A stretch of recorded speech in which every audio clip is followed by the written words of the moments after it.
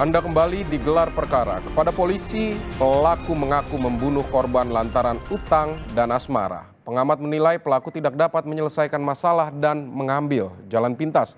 Ditambah korban mengabaikan risiko tinggal bersama pelaku yang baru dikenal. Berikut ulasannya.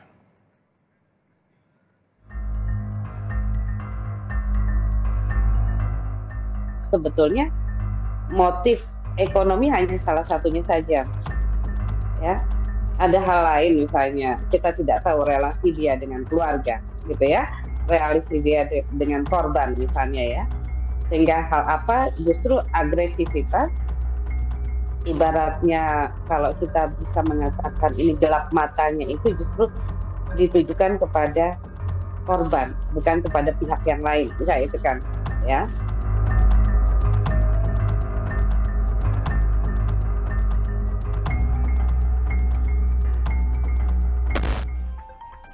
Seorang perempuan di Cikarang Timur, Kabupaten Bekasi, Jawa Barat dibunuh oleh teman dekatnya dengan racun.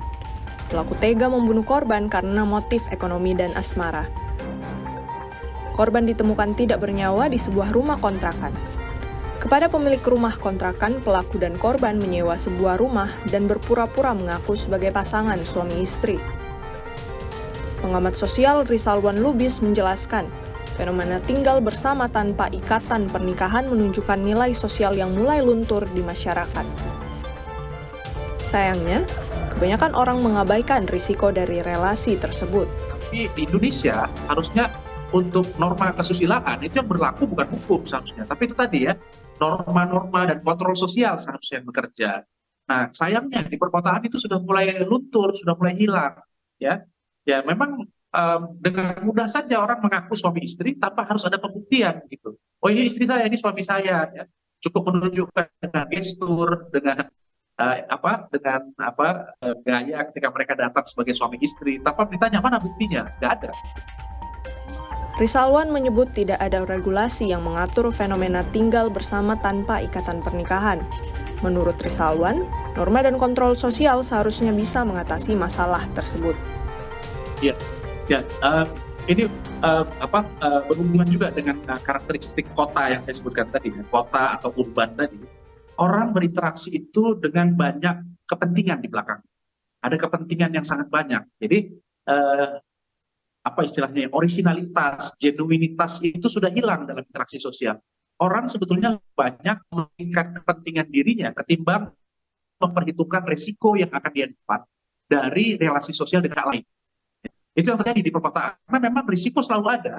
Dan orang di perkotaan karena kepentingannya semakin besar, ya dia banyak kebutuhan juga.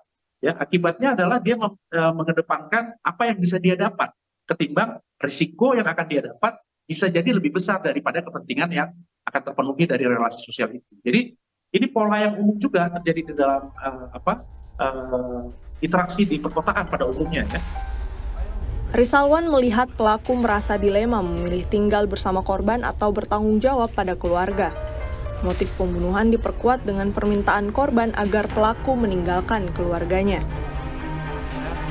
Ada penyesalan dari si pelaku ketika dia harus melakukan kecurangan dan istrinya. Ya, saya melihat itu. Ya. Jadi bahwa pola hubungan beda usia itu sudah pasti akan ada gap, ya, akan ada kesenjangan. Cara berpikir, cara keputusan, dan lain-lain. Tapi di sisi lain, kalau kita lihat dari dua sudut pandang, ya, dari segi pelaku, dia tentunya tadi ingin mencari kesenangan, mencari hiburan di luar keluarganya. Tapi pada akhirnya dia menyesal. Di sisi lain, yang korban ini kan jauh lebih muda. Tentunya dia akan jauh lebih manja, jauh lebih demanding, lebih meminta, gitu ya, lebih memaksa, gitu ya. Dan situasi ini yang sebetulnya akhirnya menjadi satu titik di mana kondisi memaksa dan ada sisi penyesalan terhadap istrinya dari si pelaku yang kemudian membuat komunikasi akhirnya tidak berjalan pada akhirnya.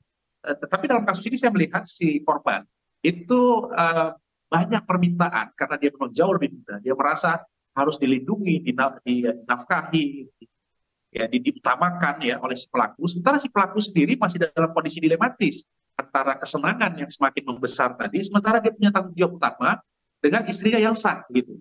Dan ketika harus memilih, ya akhirnya dia memilih, saya akan memilih istri saya yang sah. Kesenangan ini dianggap semu. dan hal yang semu itu harus dimusnahkan. Berdasarkan rilis polisi, pembunuhan yang dilakukan tersangka dilatari motif ekonomi. Pelaku berutang pada korban.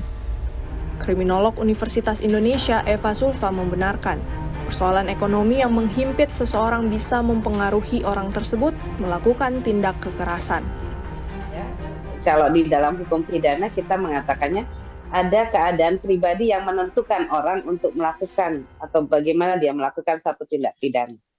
Ini kaitannya dengan guilty mind, dengan unsur kesalahan, gitu ya. Ya, motif itu kan bisa muncul dengan rencana atau seketika itu juga, ketika memang dorongan itu muncul, gitu.